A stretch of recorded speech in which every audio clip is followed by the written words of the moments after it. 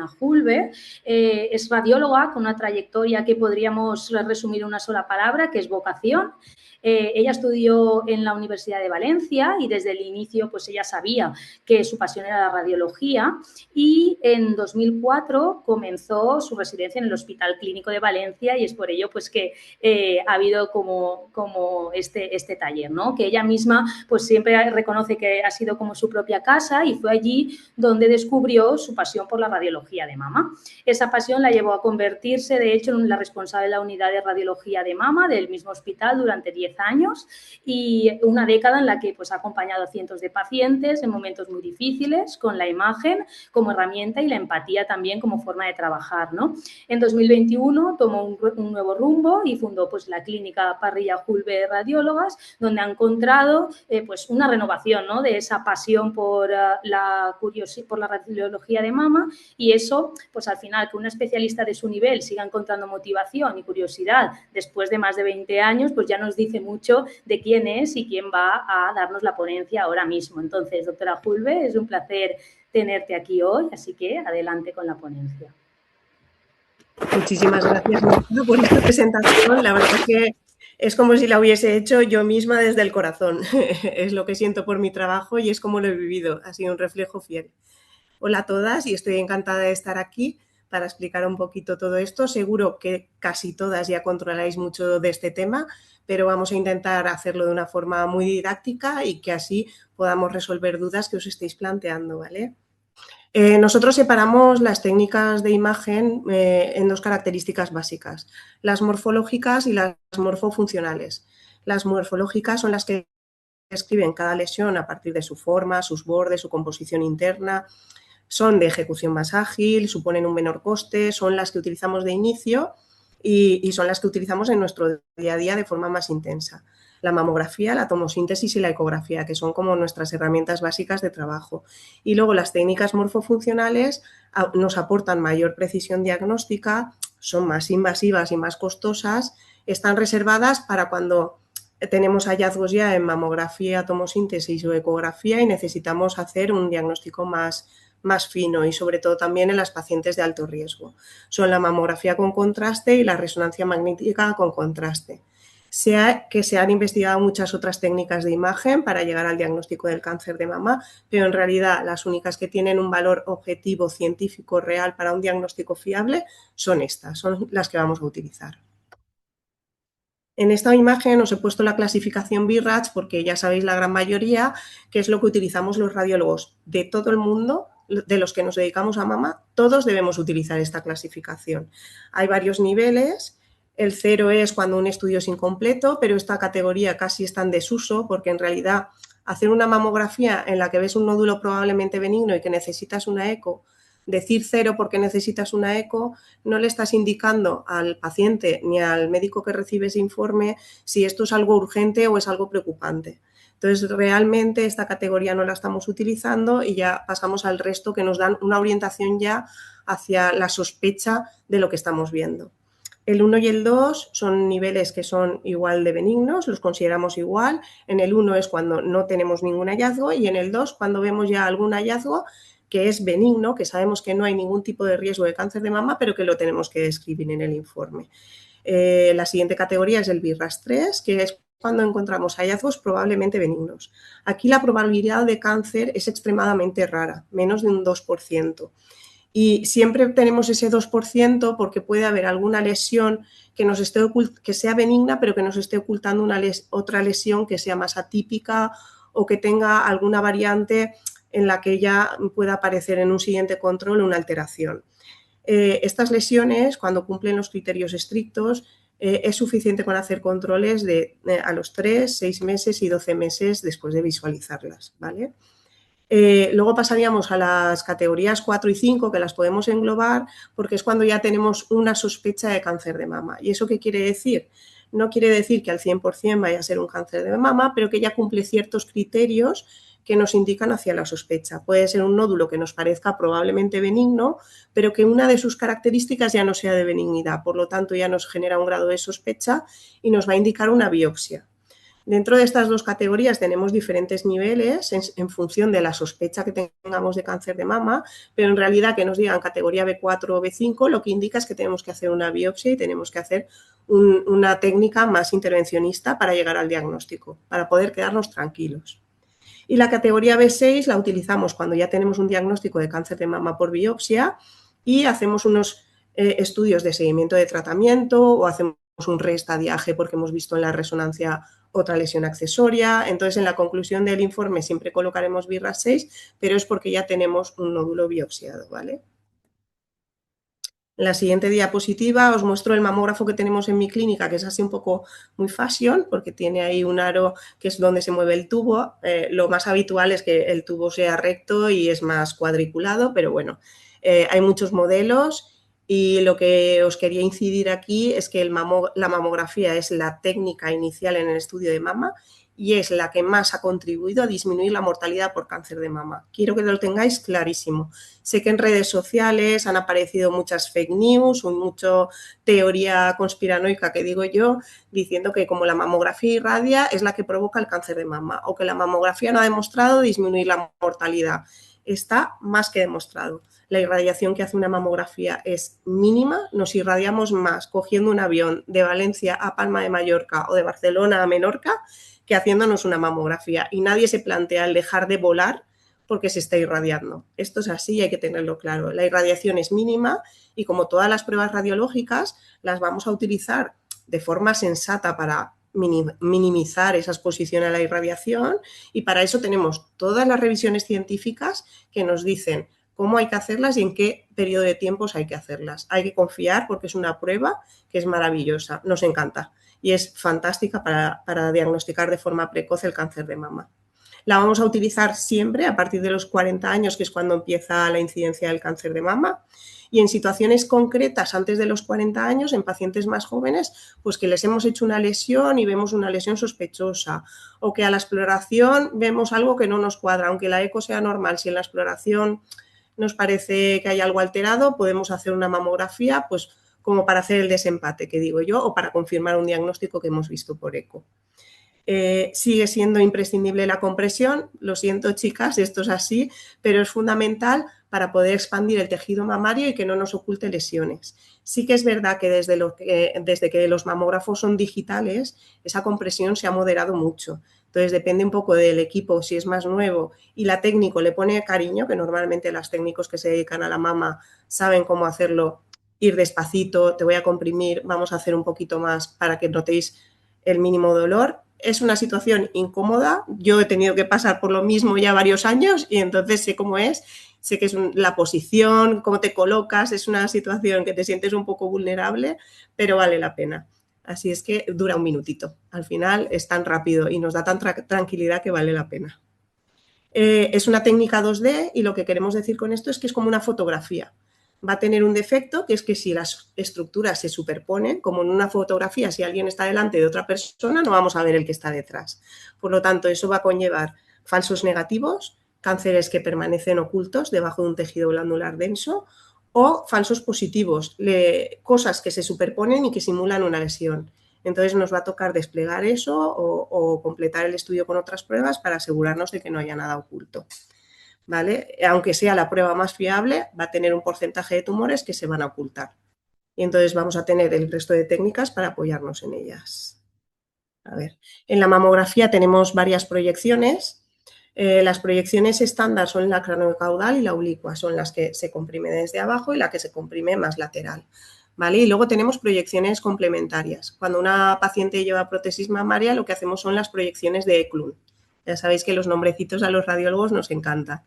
Entonces, es una proyección en la que apartamos un poco la prótesis mamaria y vemos mejor el tejido mamario para que la prótesis no nos tape lesiones.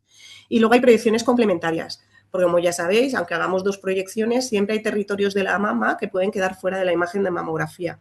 Por eso también hay veces que hay cánceres que pueden quedar ocultos. Cuando una paciente nos refiere que puede haber una lesión por el esternón, que es la línea media aquí del pecho, pues podemos hacer una proyección del valle o escote, que se llama, que se cogen las dos mamas y se saca solo la imagen del centro. O que nota un bulto axilar más alto de lo que cogemos habitualmente en la mamografía, también se puede hacer una proyección axilar. Os enseño aquí cómo es la visión general de una mamografía normal. En este caso, quería que vieseis el tejido mamario. El tejido mamario en la mamografía lo vemos de color blanco y el tejido graso lo vemos de color gris. Y como podéis ver, en esta mamografía casi todo es gris, hay muy poquito tejido blanco y eso quiere decir que podemos estar muy tranquilos porque no va a haber superposición de estructuras para ocultarnos nódulos. Pero hay otro tipo de mamografías en las que... en las que vamos a ver mucho más tejido mamario. Si os fijáis en esta que he puesto ahora, el tejido mamario es muy denso, es muy blanco, hay mucho tejido, sobre todo en la zona de detrás del pezón, que es esta zona de aquí, ¿vale? Esa zonita de ahí. Y entonces pueden haber lesiones ocultas. Desde hace unos años, las sociedades científicas y por ley en Estados Unidos es obligatorio informar a las pacientes de si tienen un tejido mamario denso, porque es probable que haya que completar el estudio con una ecografía y se recomienda que se complete el estudio con una ecografía. Hay una alternativa a la ecografía que es una resonancia cada 5 años. Pero teniendo en cuenta que la ecografía es una técnica disponible, inocua, en la que no ponemos contraste, lo ideal es que en una paciente que tenga un tejido mamario denso se hagan los dos estudios cuando se haga su control habitual, la mamografía y la eco. Como os enseñaba, lo de la proyección de Eklund, estas dos proyecciones son iguales, son oblicuas, pero una es apartando la prótesis mamaria y la otra sin apartar la prótesis mamaria. Como podéis ver, las prótesis de silicona tienen una densidad muy blanca y muy opaca, no nos dejan ver a través y aparte amontonan mucho el tejido mamario y lo vemos muy blanco. Entonces es difícil ver los nódulos que puedan haber por abajo. Entonces, cuando hacemos la proyección de Eklund, que es apartando la prótesis mamaria, nos aclara mucho mejor. Yo sé que aquí en esta pantalla pues no es la calidad ideal, pero sí que es verdad que se ven más calcificaciones, podemos ver mucho más detalle con la proyección de Eklund. La tomosíntesis pues es como la evolución, es la mamografía 2.0, la evolución de la mamografía. Es igual que una mamografía, pero en este caso, en vez de ser un tubo recto, como en el diagrama que os he puesto, que hace una foto y que en una mama que pueden haber dos nódulos se amontonan y solo vemos uno, lo que hace el tubo es girar y hace como pequeñas imágenes que no irradian tanto como una mamografía, pero hace como muchos cortecitos de la mama. Entonces, con esos cortecitos lo que hacemos es ir desplegando las lesiones y en este caso aumentamos la sensibilidad diagnóstica de la mamografía.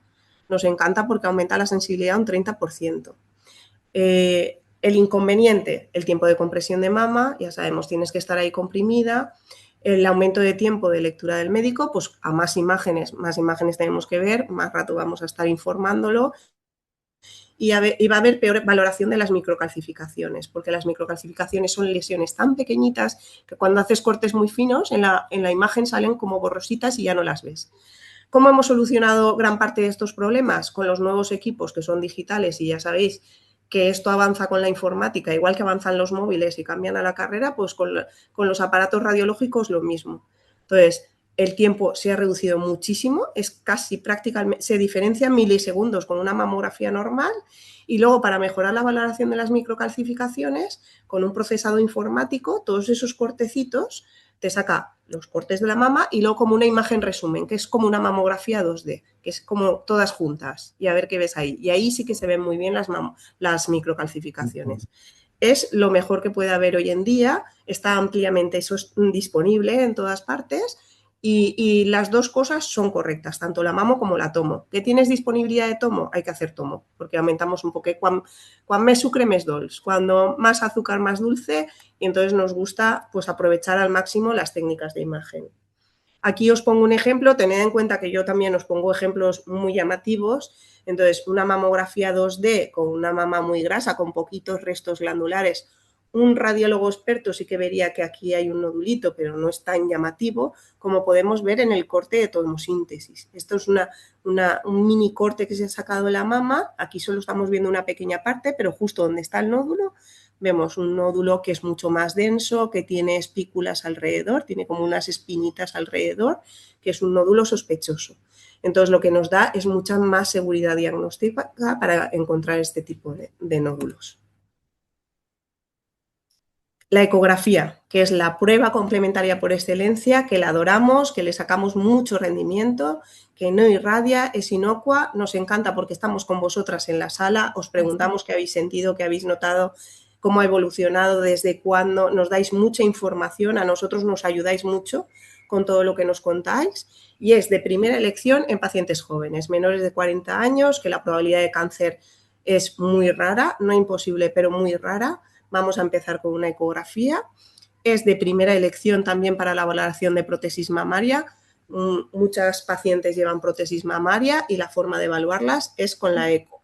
Hace muchos años la prueba de imagen FETEN era la resonancia, pero hemos mejorado tantísimo la técnica y han mejorado tanto los ecógrafos que no es necesario, y eso es un logro muy grande.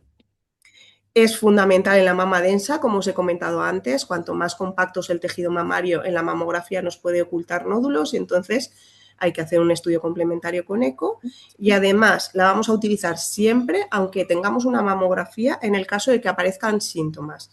Paciente que tenga nódulo mamario o axilar, retracción de piel, cambio de tamaño o color de la mama, secreción por el pezón, vamos a completar siempre el estudio con una eco, aunque tengamos una mamografía que sea negativa para lesión o positiva, nos da igual, siempre completaremos con eco, siempre que hayan síntomas. Es muy importante para la reevaluación de resonancia magnética. No sé si alguna habéis pasado por la situación de que se ve un nódulo sospechoso en la eco, que se hace una resonancia para completar estudio y que aparecen otros focos de captación que en la primera eco inicial no se habían visualizado porque eran muy pequeñitos, porque estaban muy periféricos, por lo que sea. Muy importante con una resonancia hacer un second look, que decimos, reevaluación se dice ahora, que es volver a mirar la mama con las imágenes de la resonancia y ir dirigidos a ese sitio. Nos aumenta mucho también la capacidad diagnóstica. Para la evaluación de los nódulos, forma, márgenes, la piel, la vascularización, la cercanía al pezón, nos ayuda muchísimo. Para la evaluación de la axila y otros territorios ganglionares, es decir, notamos bultos en axila, vemos un nódulo sospechoso en mama, hay que hacer un estadiaje, es fundamental la ecografía. Y es importantísima también para la realización de biopsias. El intervencionismo se puede realizar con todas las técnicas de imagen que os voy a mostrar hoy, pero el gran grueso va a ser con ecografía. Tenemos un recurso muy grande y os hablaré también un poquito de las ablaciones que se pueden hacer por ecografía. A ver. Os voy a enseñar ejemplos de nódulo de características benignas, que veis que tiene una morfología como de lentejita, paralelo a la piel, es el que está en el recuadro. Lo vemos muy bien delimitado, no distorsiona el tejido de alrededor, no nos altera el tejido en profundidad, y vemos que tiene una vascularización Doppler que es periférica. Todos esos signos son de benignidad. Este nódulo lo clasificaríamos como categoría de BIRAS 3 y le realizaríamos control, ¿vale? Pero os pongo otro ejemplo de otro nódulo que, mira, parece que está bien delimitado y que en un principio parece que sí que tiene una morfología ovalada, pero de repente te vas al otro margen y ya vemos que los márgenes son borrosos, que tiene una forma un poco irregular en este margen más inferior. Ya no tenemos tan claro que todas las características sean de benignidad. Este ya lo clasificaríamos como BIRAS 4, a lo mejor entre un A y un B, menos de un 50% de probabilidades de cáncer, pero ya no cumple todas las características y hay que hacerle una biopsia. Y luego tendríamos este ya todas las características son muy raras. Tenemos un nódulo que es muy heterogéneo porque tiene una parte más grisácea, otra más oscura.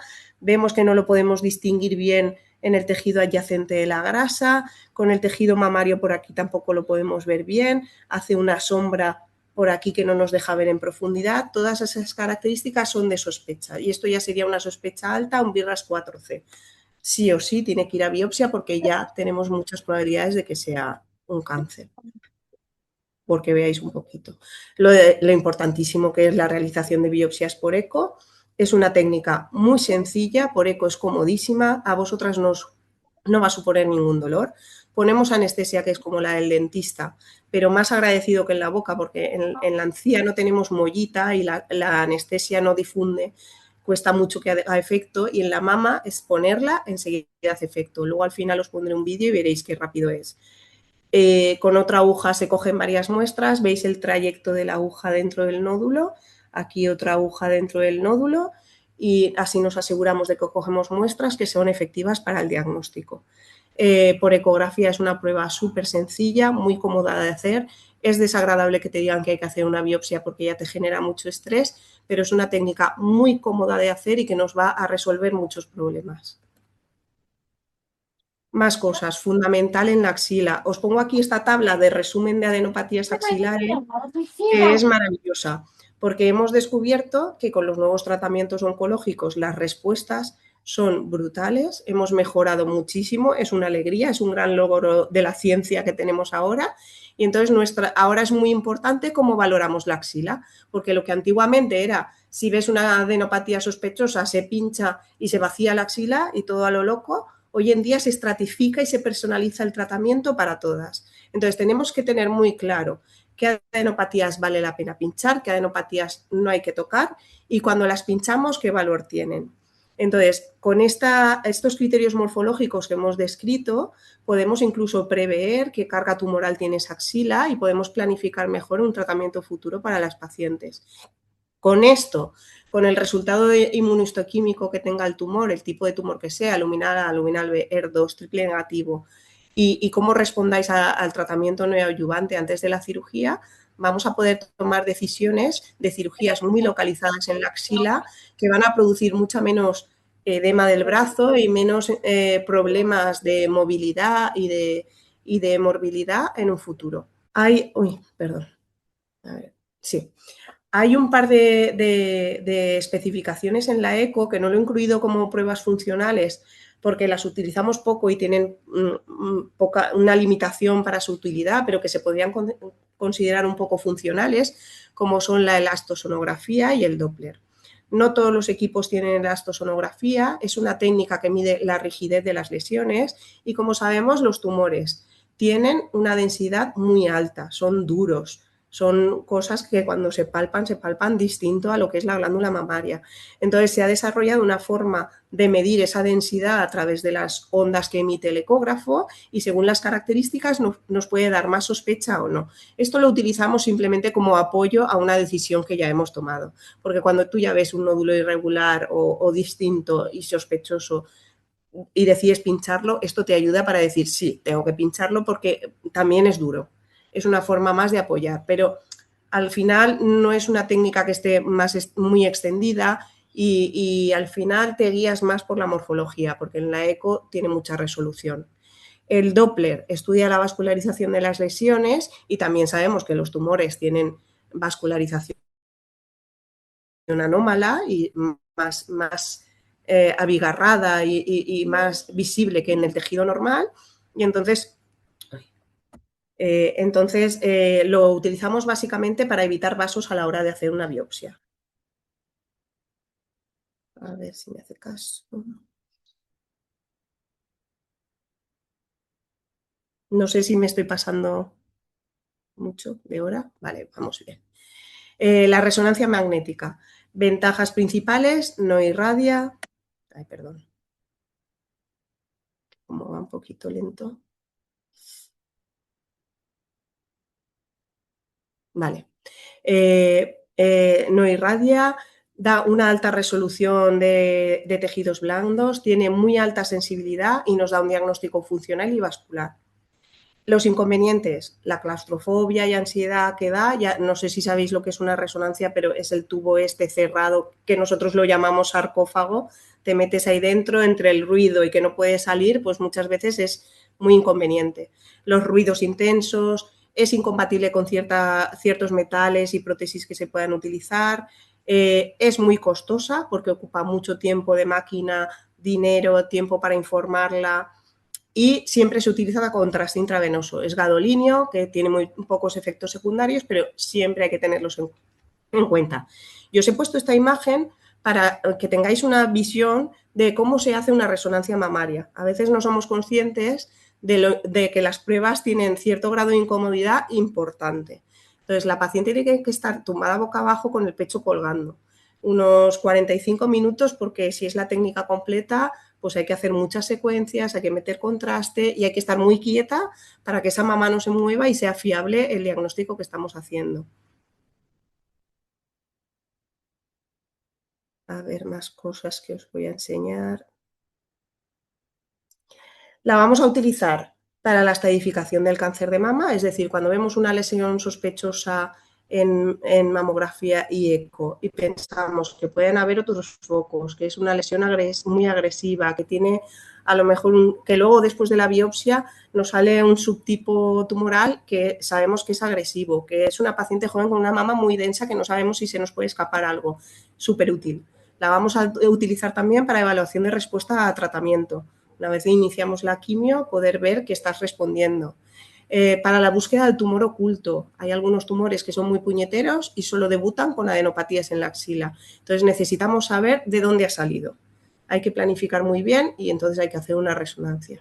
Ante la sospecha de recidiva, cuando una mama está operada, algunas cicatrices son muy groseras, pueden tener calcificaciones, nos pueden generar dudas en la mamo y la eco, con la resonancia magnética va a ser muy fiable.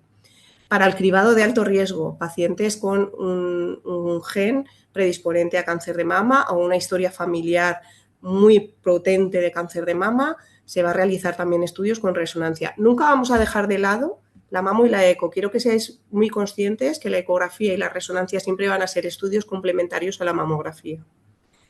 La mama de alta densidad, como os he comentado antes, lo que se recomienda es mamo y eco, pero se puede hacer una resonancia cada 5 años. Es una opción que se da por recomendación científica, no tiene una evidencia muy fuerte, pero se puede hacer. En las prótesis con eco dudosa pasa muy poco. Yo creo que me ha pasado 2 veces en todos estos años de dudar con una prótesis mamaria, pero si hay dudas de si una prótesis está rota o no, como ya es una obligación de intervención, vamos a asegurarnos con la resonancia. Otra cosa es que esté clarísimo en la eco, ahí no vamos a hacer resonancia ninguna, no tiene ningún sentido. Pero cuando tengamos dudas, sí. Y luego situaciones clínicas complejas. Pues mamas que, por ejemplo, tienen muchísimos nódulos, todos de características benignas y nos generan dudas. Pues lo que no vamos a hacer es ir pinchando todos los nódulos que tenga la paciente. Vamos a hacer una resonancia que nos oriente a si realmente hay algo que sea sospechoso o todos los nódulos cumplen las mismas características de benignidad. Es como para hacer el desempate. Aquí os enseño una imagen de un tumor que es bilateral.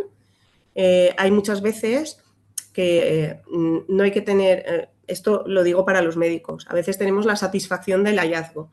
Encuentras un nódulo, palpas un nódulo, lo ves en la eco y hay un nódulo y ese nódulo es sospechoso. Y a lo mejor no te has fijado tanto en otras zonas de la mama o en la otra mama. Hay que mirarlo siempre todo con mucho cariño porque a veces lo que nos encontramos son sorpresas. Pueden haber 2 a la vez. Extremadamente es raro, pero no imposible. Y por lo tanto, con la resonancia magnética nos ayuda también a poder evaluar estas situaciones complejas. Y aquí os enseño también una imagen de todo lo que podemos ver con la resonancia. En la resonancia no solo vamos a ver las masas o nódulos, sino que también podemos ver realces no masa, que llamamos nosotros, que son muy difíciles de ver en la mamo y en la eco y que los vamos a poder ver muy bien en la resonancia. Bueno, y como novedades actuales, que esto está en el ojo del huracán en estos momentos, son los protocolos abreviados y el ultrafast. Son muy similares, se utilizan como protocolos muy cortos de resonancia, como os he contado. En la resonancia hay que estar boca abajo, con las mamas colgando. Es una técnica que es complicada e incómoda para las pacientes y entonces buscamos soluciones que sean más rápidas e igual de resolutivas.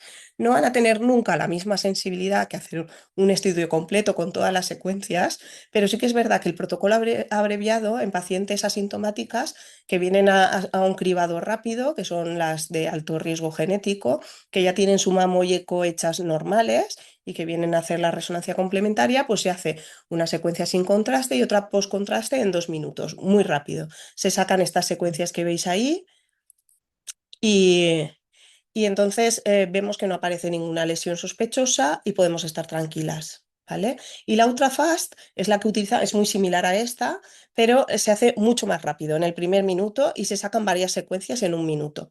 Se utiliza para las pacientes que ya tienen un cáncer diagnosticado y lo que queremos ver es que no hayan más lesiones que aparezcan en plan carcinoma multicéntrico ni cosas así.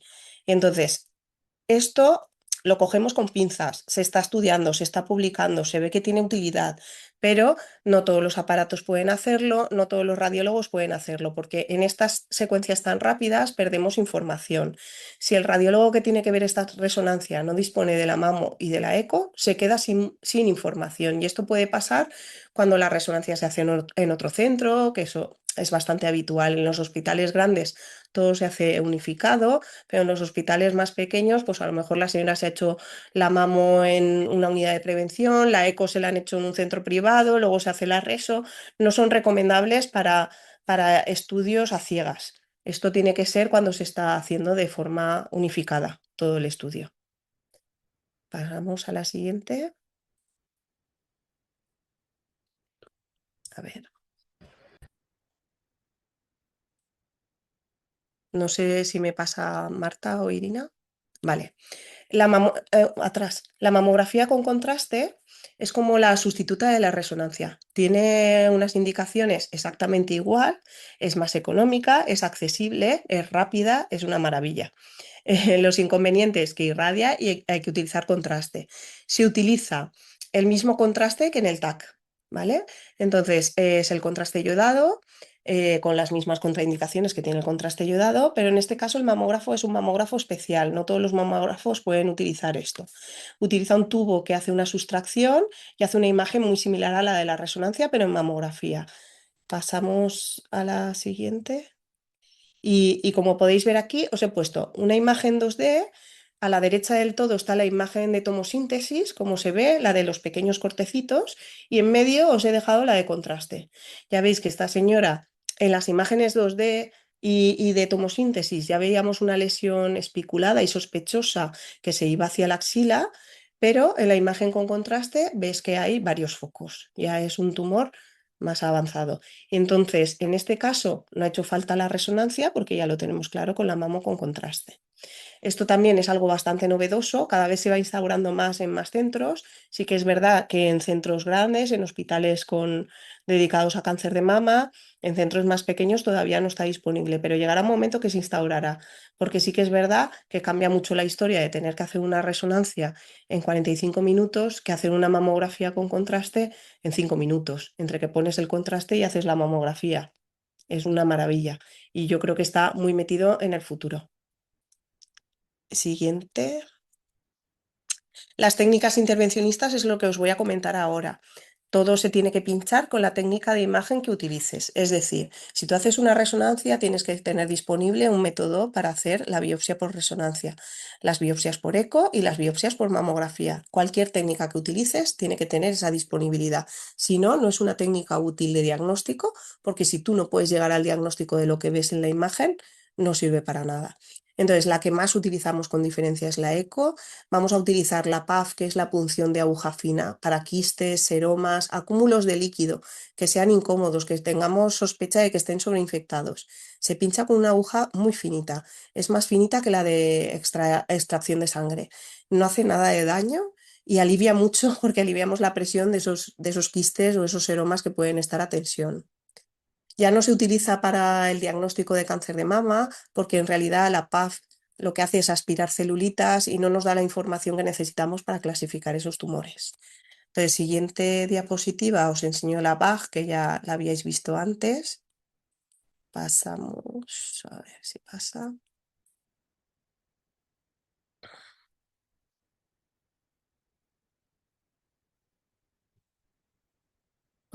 ¿Pasa la diapositiva?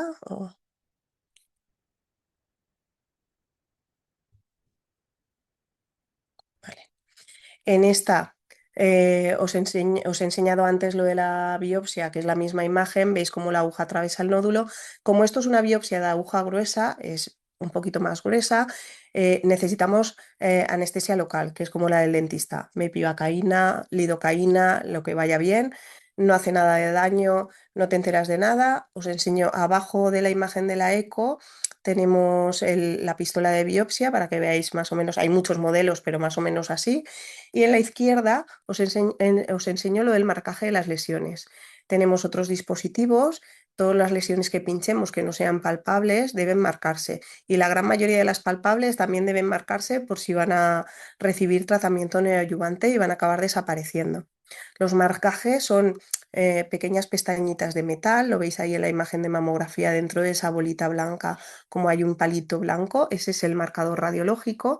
Están hechos de titanio, como las prótesis que se utilizan, prótesis de cadera, prótesis de rodilla, que no hacen reacciones alérgicas, y se utilizan para marcar dónde hemos hecho la biopsia. Los tratamientos neoadyuvantes hoy en día funcionan tan bien que muchas veces hay respuestas completas al tratamiento y solo nos queda el marcador. Es una forma de indicarle al cirujano dónde está la lesión que tiene que quitar. Resulta muy útil. Seguimos.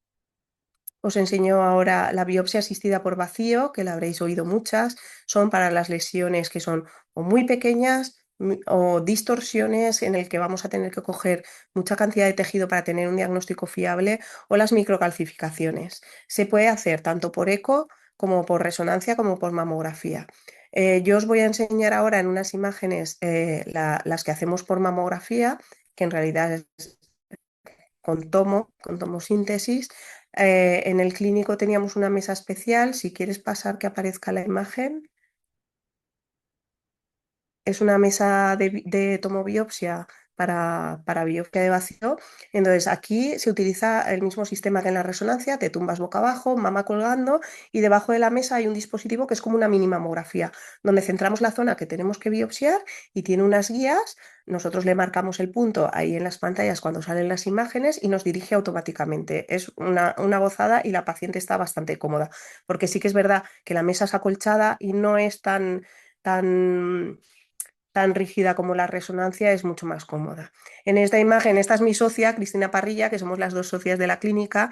Hemos trabajado juntas ahí en el clínico también, y aquí para que veáis cómo está colocando la anestesia local. El dispositivo este azul que vemos como un tubo azul es la pistola de biopsia, y entonces ella está viendo por dónde va a entrar y está colocando la anestesia en la piel. Y la siguiente imagen, para que veáis, esto es un cassette donde ponemos las muestras que hemos extraído, y ahí veis los cilindros de tejido, y en uno de los, hay en dos, pero en uno de los cilindros creo que es más evidente, donde hay microcalcificaciones. Ese es el tejido que tenemos que sacar y analizar, y se comprueban. Esto es una imagen de mamografía. Se comprueban en el mamógrafo porque tú haces una biopsia para extraer un tejido y tienes que comprobar que ese tejido lo has extraído para que el diagnóstico sea fiable. ¿Vale? Y siguiente imagen. La colocación de arpón prequirúrgico. Esto yo creo que sí que lo conoceréis. Cuando las lesiones no son palpables, el cirujano tiene que saber dónde tiene que ir a sacar la lesión.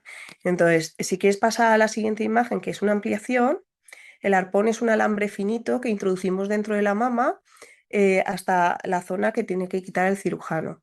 Hacemos una mamografía después de colocar el arpón. Es un alambre flexible, no se clava como las agujas, y una vez lo pones no se nota nada.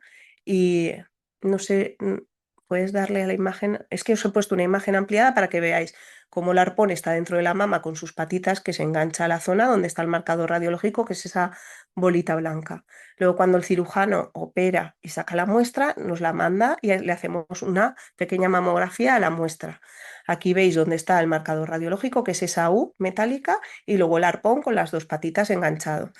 Las grapas que vemos con hilos alrededor, pues son los márgenes quirúrgicos que han marcado los cirujanos, porque si nosotros vemos que se han quedado cortos de algún ladito, le decimos, pues mira, le tienes que ampliar del inferior, o le tienes que ampliar del anterior o del posterior, y así ellos tienen muy buena orientación con nosotras. Y luego os voy a enseñar, porque esto también ha cambiado. El arpón es el más clásico que utilizamos para marcar lesiones, pero hoy en día hay otras cosas que se han desarrollado. Gracias a la ciencia que vamos avanzando, hay unas semillas que pueden ser magnéticas o de radioisótopo, que se introducen dentro de la lesión. Se buscan por unos dispositivos con sonda y el cirujano puede llegar hasta él y puede hacer técnicas quirúrgicas más estéticas. Es decir, no se va a ver limitado por donde yo he puesto el arpón, sino que puede hacer una incisión periareolar, entrar, buscar el dispositivo que yo le he introducido dentro del área que tiene que operar, y las cicatrices son mínimas, mínimas. Es una maravilla. Y aquí os pongo, si alguien es aprensivo, que no mire, no se va a ver nada, no se ve el agujito. Entonces, como el pan, ahora veréis qué rápido hace.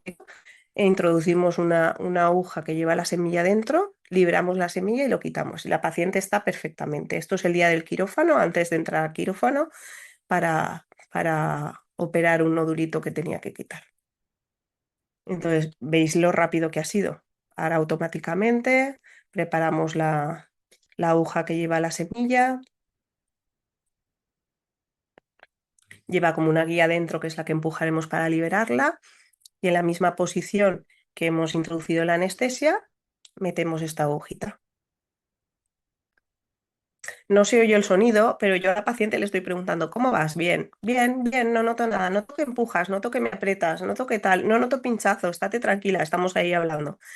Entonces, para que veáis que en realidad la dísima es un procedimiento que simplemente utilizamos pues el material estéril, que pues, una funda, el ecógrafo, los guantes estériles, poner betadine en él para garantizar que no haya infección, y es llegar al nódulo, liberar la semilla, a ver, estará ya casi a punto de acabar, y la sube a quirófano sin necesidad de llevar un arpón y un alambre, que hay que enrollarlo, hay que taparlo, que se puede enganchar, que se puede salir del sitio. Claro, sitio, pero puede pasar, porque puede pasar un rato desde que la paciente sale de radiología de mama hasta que llega al quirófano, se queda en el antiquirófano, le cogen allí bien, el anestesista. Entonces, con estas semillas es una maravilla.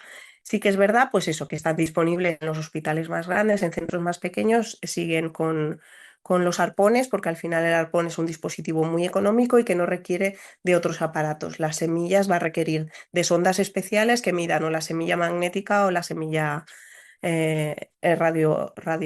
con radioisótopo. Forma como de intervención de los nódulos en pacientes que tengan contraindicación quirúrgica. De momento solo se utiliza para pacientes de edad avanzada o con mucha comorbilidad e insuficiencia cardíaca que no tolerarían una anestesia general, y que a través de una sonda se emite un frío intenso que congela el nódulo y como que lo mata, lo quema. Y aquí veis las imágenes del nódulo, la aguja dentro y cómo queda después de hacer la crioablación, que queda como una zona así que ha quemado y que no haría falta intervención. Está muy limitado su uso a casos muy concretos, tumores no agresivos con un diámetro inferior a 3 centímetros, y que la paciente claramente no se va a intervenir. Y ya está. No, en pacientes con nódulos benignos que rechazan el quirófano y que también cumplen estas características, también se puede hacer. Y luego, como resumen final, para que os quede una visión completa, el resumen a recordar que las técnicas de imagen son fundamentales para el diagnóstico precoz y el seguimiento de cáncer de mama, que la mamo y tomosíntesis y ecografía son las más accesibles y se usan como primera elección siempre. La mamo con contraste es una prueba funcional y representa una alternativa a la resonancia mamaria. La reso mamaria es una técnica de mayor sensibilidad, muy útil en cribado de alto riesgo, estadificación y detección de recidivas. Todas las técnicas de imagen tienen sus herramientas para realizar intervencionismo, y un apunte sobre la inteligencia artificial que no lo hemos hablado. Comienza a dar sus primeros pasos, que son prometedores, pero está en fase de entrenamiento y de momento tiene alta sensibilidad pero muy baja especificidad. Entonces estamos todavía entrenándola, no podemos confiar en ella. Dentro de unos años será una gran ayuda, pero de momento estamos enseñándola.